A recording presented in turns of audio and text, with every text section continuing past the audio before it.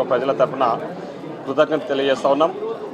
ఈరోజు ప్రవేశపెట్టిన బడ్జెట్ ఏదైతే ఉందో చాలా అద్భుతంగా అన్ని వర్గాలను సమన్వయం చేస్తూ అన్ని వర్గాలకు న్యాయం చేసే విధంగా పెట్టిన బడ్జెట్ను చాలా అభినందిస్తూ ఉన్నాం.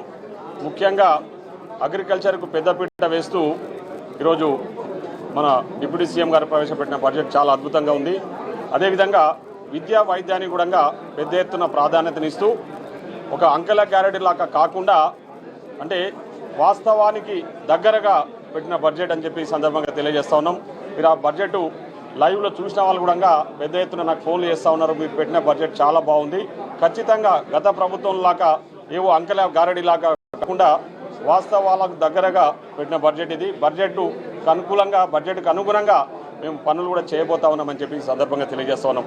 మరి గత 10 సంవత్సరాలుగా ఈ రాష్ట్రానికి ముఖ్యమంత్రిగా పనిచేసిన వ్యక్తి ఈరోజు మొదటిసారిగా అసెంబ్లీకి వచ్చి ఆడ అసెంబ్లీలో బడ్జెట్ ప్రసంగం జరుగుతూ ఉన్నప్పుడు ఆ వెనుక ఉన్న కొందరు ఇప్పటిదాకా మా వీలపల్లి శంకరన్న చెప్పినట్టు కొందరు కుక్కలు మొరుగుతూ ఉంటే ఈయన కనీసం వాళ్ళని వారించే పని చేయడం లేదంటే ఒకసారి ఆలోచన చేయండి. ఏమాత్రం అగౌరవంగా అసలు అంటే గౌరవం లేకుండా అక్కడ అంటే కేటీఆర్ కానీ ఇతర కొందరు సభ్యులు చాలా విచక్షణారహితంగా ప్రవర్తన చేస్తూ ఉన్నారు అసెంబ్లీలో. వాళ్ళని చూస్తూ ఉంటే వాళ్ళ అహంకారపూరితం ఇంకా తగ్గలేదని చెప్పేసి ఈ సందర్భం కనిపిస్తూ ఉంది.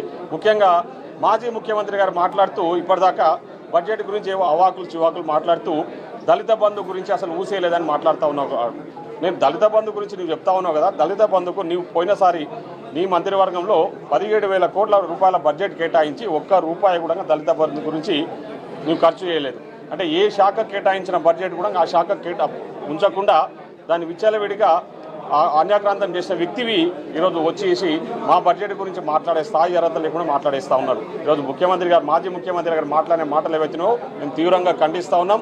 ముఖ్యంగా ఆయనతో చీల్చి చెండ ఆడతా అవన్నీ ఈడ మా దగ్గర ఆ కుప్పిగంతులు మా దగ్గర పనిచేయవు.